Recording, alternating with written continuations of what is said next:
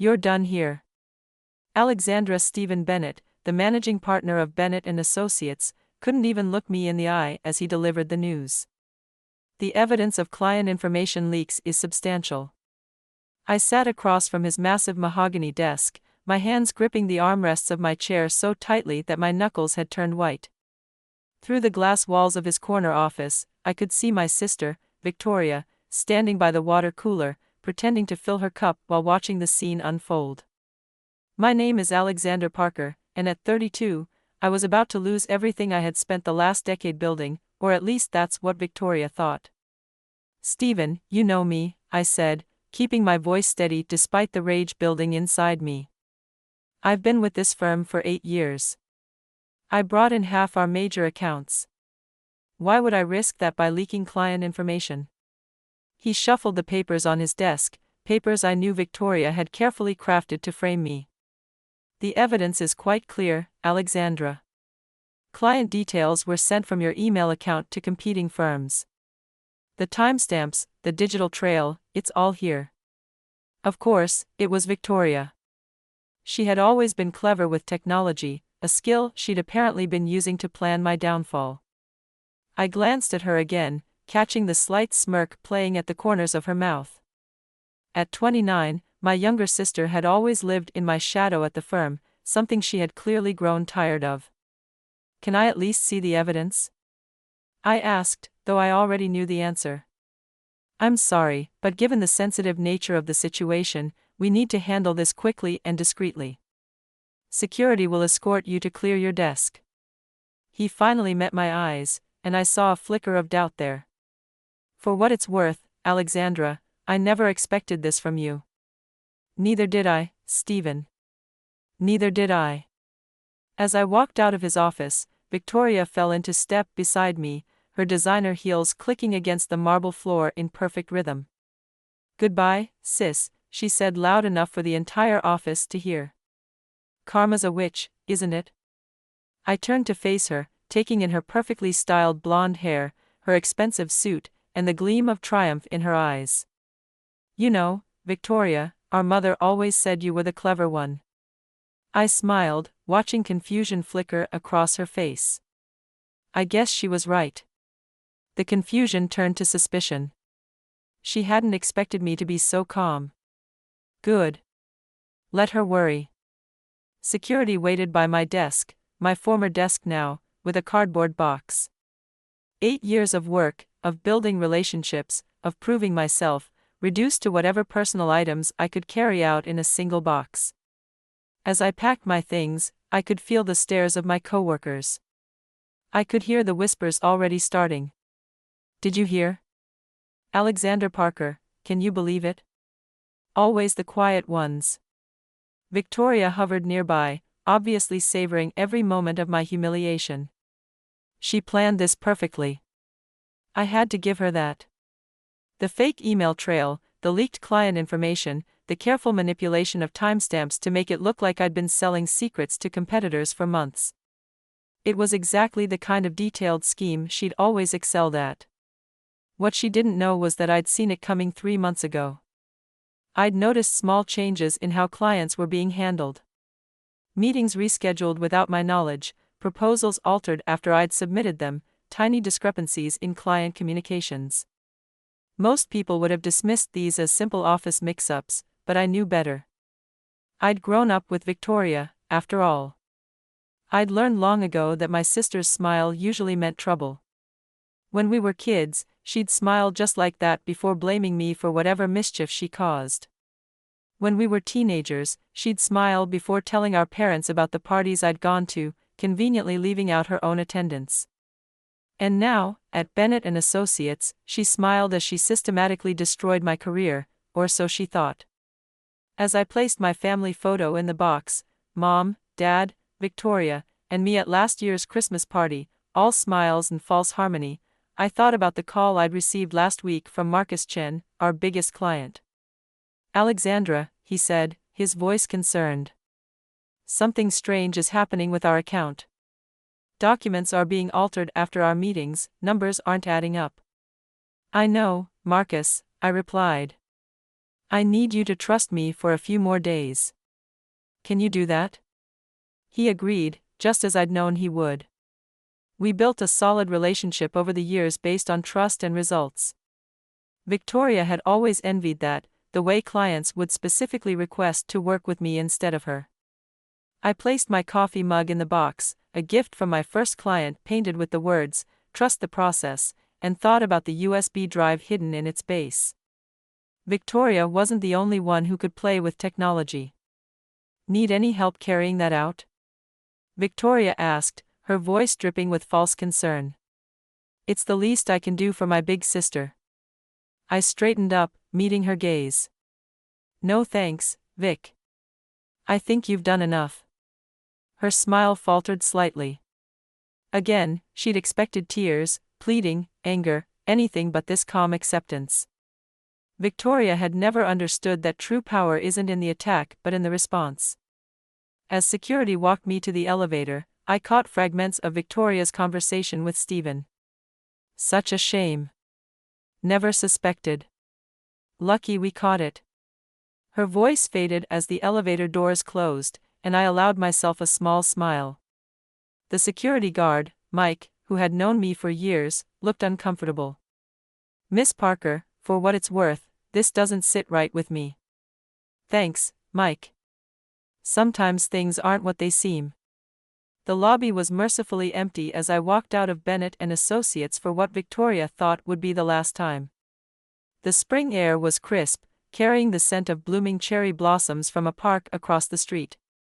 I always loved this time of year in the city. It felt like a time of renewal, of fresh starts. How fitting. I grabbed a taxi, gave the driver my address, and pulled out my phone. 3 missed calls from our mother.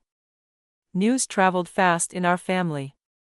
A text from Dad, "Call me when you can." And there, right on schedule, a message from Marcus Chen, "Just heard the news. Still trust you. Dinner at 7. I texted back a quick confirmation and leaned back in the seat, watching the city scroll past. Victoria had always been so focused on the game she was playing that she never stopped to consider whether someone else might be playing a longer one. My apartment was a sanctuary of calm when I arrived, a sleek, modern space on the 20th floor with views of the city skyline. I set the box down on my kitchen counter and finally allowed myself to feel the full weight of what had happened. Years of working alongside my sister, watching her quiet resentment grow, knowing this day would eventually come. Our mother called again as I was making coffee. I let it go to voicemail, not ready for her particular brand of family dysfunction. She had always favored Victoria, excusing her behavior with phrases like, "She's just spirited," or "She's finding her way." Even now, I could imagine her response, "Are you sure he didn't do something to provoke her?" The coffee machine hummed, filling my apartment with the rich aroma of fresh espresso. I removed the base bottom from my coffee mug, retrieving the USB drive hidden there. Victoria might be clever with technology, but she'd forgotten one crucial detail. I had been the one to hire the firm's IT team, and they were very, very good at tracking unauthorized access to the system.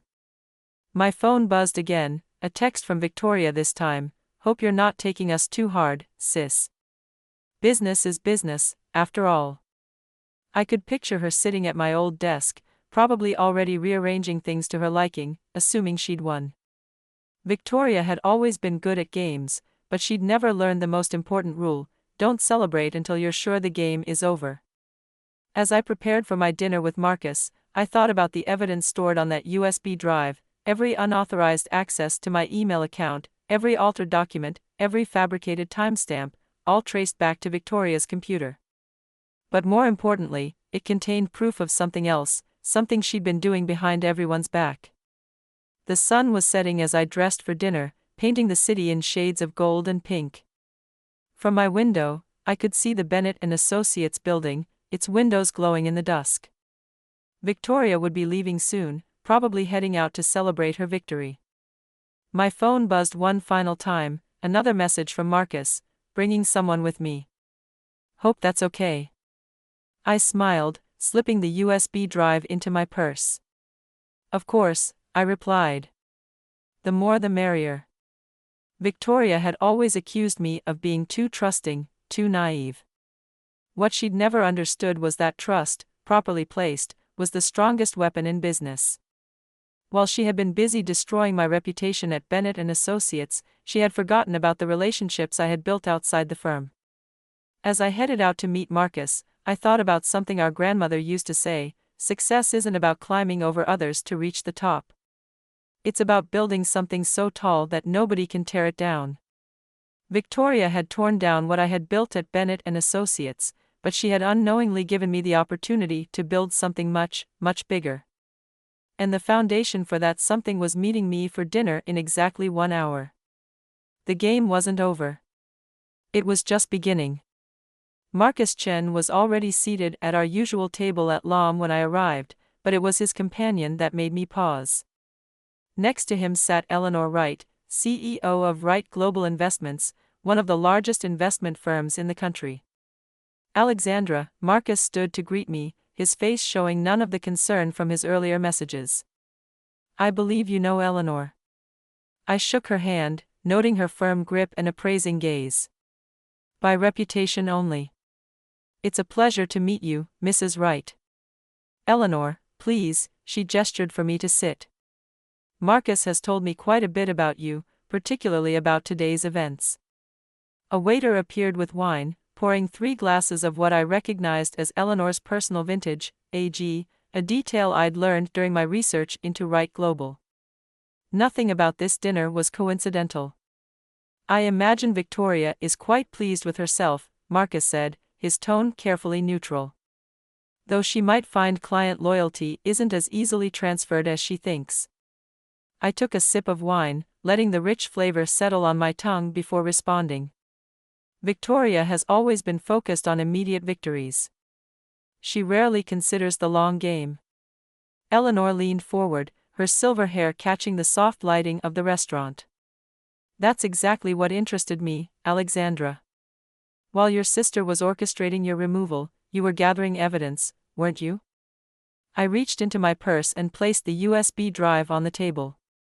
Not just of her sabotage. 3 months ago, I discovered Victoria had been doing more than just leaking client information. She's been selling insider trading tips to a hedge fund manager named James Porter. Marcus' eyebrows shot up. Porter? He's been making unusually successful trades lately. Very successful, Eleanor agreed. My team has been watching him, but we couldn't figure out his source until now. I pulled out my phone, bringing up a series of screenshots. Victoria thought she was clever using encrypted messaging apps to communicate with Porter, but she forgot about the firm's backup system, the one I implemented 2 years ago. Every message, every data transfer, everything is logged and archived. Eleanor's eyes sparkled with interest. And you've been collecting this evidence while allowing her plan to unfold? Sometimes you have to lose a battle to win the war, I said. I passed her my phone. Victoria was so focused on framing me for leaking client information, she never noticed I was tracking her actual leaks. Marcus chuckled softly. I must admit, Alexandra, when you asked me to play along with her scheme, I was skeptical. But now I understand. Bennett and Associates' loss will be someone else's gain, Eleanor said, her meaning clear. Wright Global has been looking to expand our legal division. We need someone who understands not just the law, but strategy, someone who can think 3 moves ahead. The waiter returned to take our orders, giving me a moment to process what was happening. Eleanor Wright wasn't just offering me a job, she was offering me an opportunity to build something of my own. The position would come with full autonomy. You build your own team, choose your own clients, and of course, we'd be very interested in the evidence you've collected about Porter's insider trading, Eleanor continued. What about Bennett and Associates? I asked, though I already knew the answer. I've already informed Stephen that I'll be taking my business elsewhere, Marcus said, setting down his wine glass. As with several other clients who trust my judgment. Victoria's victory may be shorter-lived than she expects, Eleanor added with a slight smile. I thought about my sister, probably still celebrating what she saw as her ultimate triumph. Victoria had always been the one our parents praised for her ambition, her ruthlessness, her ability to do whatever it takes to succeed. They'd see my methodical approach as a weakness, my relationship building as a waste of time. "When would you want me to start?" I asked Eleanor. "How about now?" she replied, pulling out a folder and placing it on the table. "Your contract, should you choose to accept it. The compensation package is on page 3. I opened the folder, and my eyes widened at the number. It was triple what I'd been making at Bennett and Associates. "There's one more thing," Eleanor said, her voice taking on a more serious tone. "The SEC would be very interested in the evidence you've collected. Your sister and Porter could face serious consequences." I closed the folder, thinking about all the times Victoria had undermined me, belittled me, tried to make me doubt myself. The old Alexandra might have hesitated, might have felt guilty about turning her in, but Victoria had changed the rules when she decided to destroy my career. She had chosen this path, and now she would face the consequences. "I'll have my team deliver the evidence to the SEC tomorrow morning," I said firmly. Eleanor smiled, raising her glass. "To new beginnings and long games," Marcus added. We clinked glasses just as my phone buzzed with another text from Victoria. "Missing your office yet?" "Don't worry, I'll take good care of it." I put my phone away without responding. Let her enjoy her moment. Tomorrow would bring its own surprises. The rest of dinner passed in a blur of strategy discussions and future plans. Eleanor had a vision for Wright Global's legal division that aligned perfectly with what I'd always wanted to build, a team focused on long-term relationships and ethical practices, not just quick wins and billable hours. As we were finishing our coffee, Marcus cleared his throat. "There's one other thing you should know, Alexandra. Your sister has already reached out to several of your former clients, trying to convince them to stay with her at Bennett and Associates." Of course she has. I wasn't surprised. Victoria had always tried to step into spaces I vacated, whether it was my position on the debate team in high school or my first apartment after college. She's in for quite a shock when she realizes those relationships aren't as easily transferred as she thinks. Eleanor said, "Trust is earned, not inherited." Outside the restaurant, my car was waiting, another perk of my new position at Wright Global. As Air's driver held the door open, she turned to me one last time. "Alexandra, I've been in this business for 40 years. I've seen every kind of corporate sabotage, every kind of betrayal. But I've rarely seen someone handle it with as much grace and strategic thinking as you have." "Thank you, Eleanor." "Don't thank me yet," she said with a knowing smile. "Tomorrow, when the SEC shows up at Bennett and Associates, you might find yourself dealing with more family drama than you bargained for." She was right, of course. Our mother would be devastated. Our father disappointed. The family name would be tarnished by Victoria's actions. But families, like companies, sometimes needed to face hard truths to become stronger. As my car wound through the city streets, I thought about the office I'd cleared out just hours ago. Victoria was probably sitting there right now, feeling secure in her victory, unaware that her world was about to collapse around her. My phone buzzed one final time, a message from our mother. "Victoria told us what happened.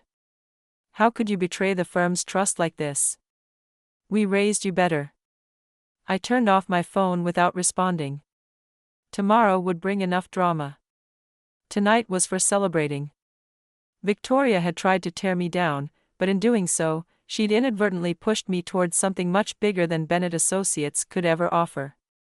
Sometimes the best revenge isn't about getting even, it's about rising above.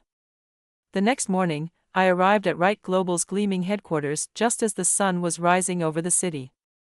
Eleanor had arranged for me to have a corner office on the 45th floor, higher than I'd ever been at Bennett and Associates, with views that made my old office look like a storage closet.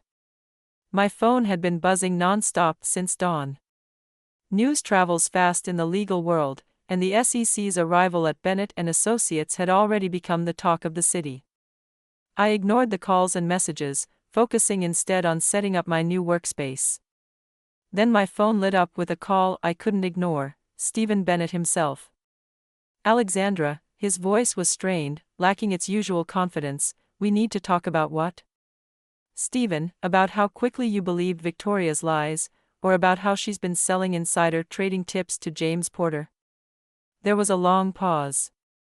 The SEC is here. They have substantial evidence. Yes, they do. I arranged my degrees on the wall of my new office, making sure they were perfectly straight.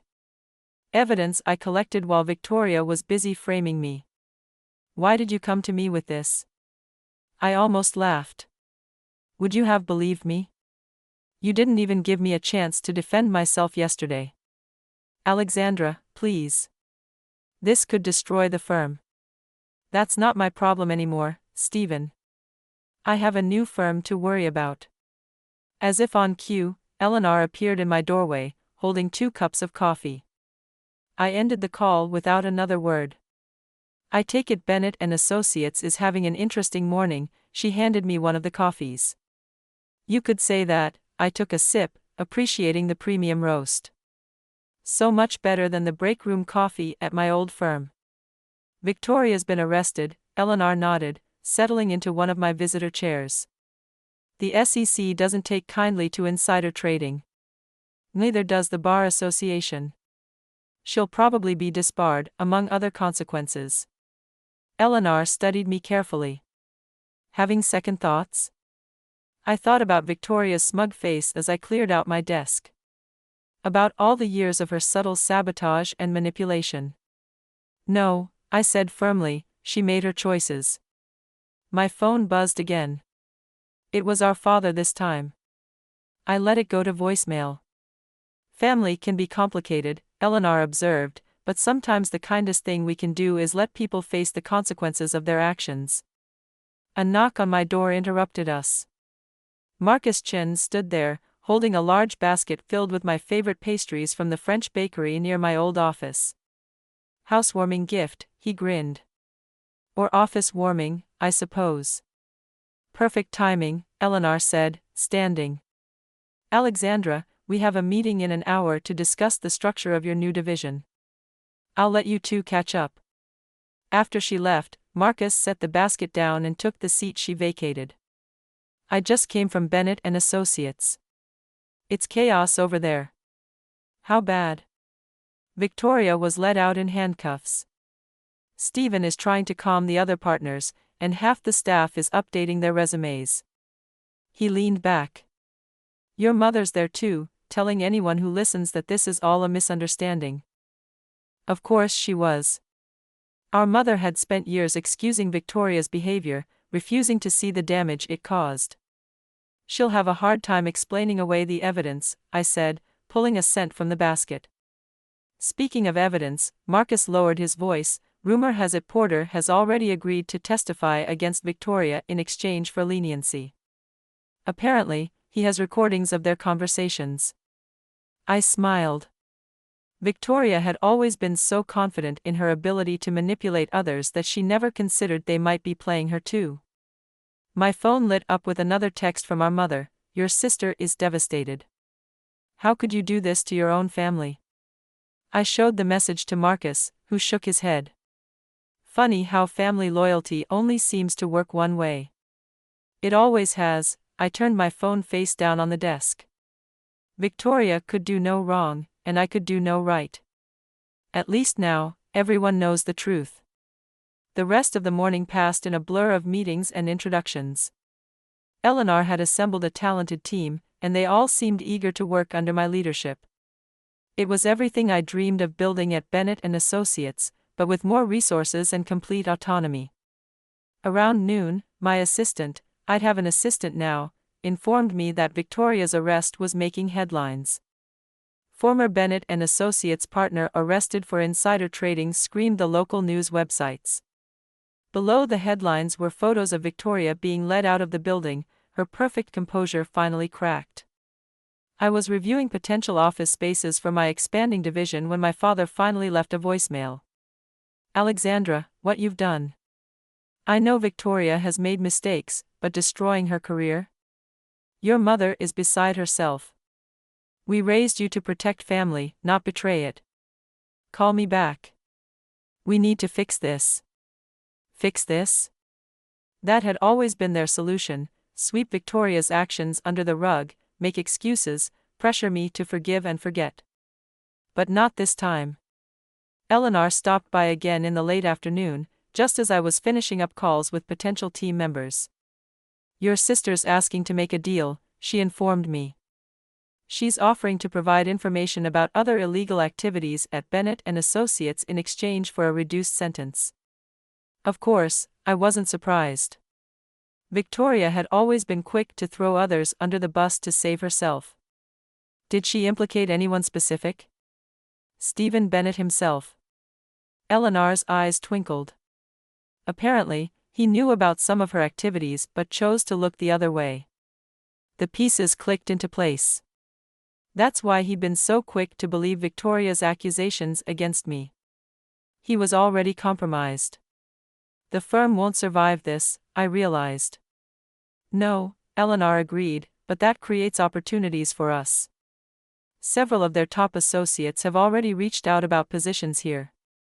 I thought about the firm my father had built, the legacy he'd been so proud of, now crumbling because of Victoria's actions and his own willful blindness.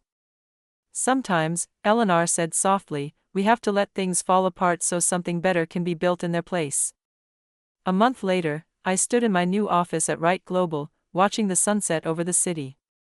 From here, I could see the Bennett and Associates building, where moving trucks had been parked all week. The firm was dissolving, its remaining clients scattered, its reputation in tatters. Victoria had taken a plea deal, avoiding jail time but accepting disbarment and a substantial fine. She'd moved back in with our parents, her designer wardrobe and luxury apartment sacrificed to pay her legal fees. Last I heard, she was working as a legal assistant at a small firm outside the city, the only job she could get with her now tarnished name. My phone buzzed with a text from my father. "Can we meet? Just us?" After a moment's hesitation, I replied, 7 p.m. He was already there when I arrived, looking older than I remembered. The past month had taken its toll. "You look well," he said as I sat down. "Wright Global must be treating you right." "It is," I studied him carefully. "How's Victoria?" He sighed, running a hand through his graying hair. "Struggling. Your mother's taking it hard too." "And you?" "I've been doing a lot of thinking," he admitted, "about how we raised you both, about the things we let slide with Victoria. We failed you, Alexandra. We excused Victoria's behavior, made you feel like you had to be the responsible one, the understanding one. We never saw how much that hurt you." I took a sip of water, letting his words sink in. This was the closest he'd ever come to an apology. "Victoria made her own choices," I said finally. "But yes, you and Mom enabled them. He asks about you, you know. Says she understands now why you did what you did." I thought about my sister, who'd spent years trying to tear me down only to destroy herself in the process. "I didn't do it for revenge, Dad. I did it because it was right." He nodded slowly. "I know. That's what makes it harder. You were always the ethical one, the one we should have listened to." Our food arrived, giving us both a moment to collect our thoughts. The restaurant was busy, filled with the kind of corporate clients I now represented at Wright Global. "Eleanor Wright offered to buy what's left of the firm," he said suddenly. "She wants to absorb our remaining assets into your division." I knew this, of course. I'd suggested it to Eleanor myself. "What are you going to do?" "Accept. I think it's time to retire anyway." He managed a small smile. "Maybe you can hire some of our old staff, give them a fresh start." "I'm already doing that. Sarah from accounting starts next week." We ate in comfortable silence for a while, the weight of unspoken words lingering between us. Finally, he spoke again. "I'm proud of you, Alexandra. I should have said that more often." "Thank you, Dad." As we finished dinner, he reached into his jacket and pulled out an envelope. "Your mother wanted me to give you this. Victoria wrote it last week." I took the envelope but didn't open it. Some wounds needed more time to heal. Back in my office, I finally read Victoria's letter. It was brief but sincere. Dear Alexandra, I'm sorry for everything. You were stronger than I ever gave you credit for. Smarter too. I hope someday you can forgive me, but I understand if you don't. Victoria. I placed the letter in my desk drawer and turned to look out at the city lights. My phone buzzed with a message from Eleanor. Dinner tomorrow? We should celebrate the Bennett acquisition. Looking forward to it, I replied. Sometimes, I realized, the best endings aren't about revenge or triumph. They're about growth, about becoming the person you were meant to be, despite others' attempts to hold you back. Victoria had tried to destroy my career, but in doing so, she'd set me free. Free to build something better, something stronger, something truly mine. And that was the greatest victory of all.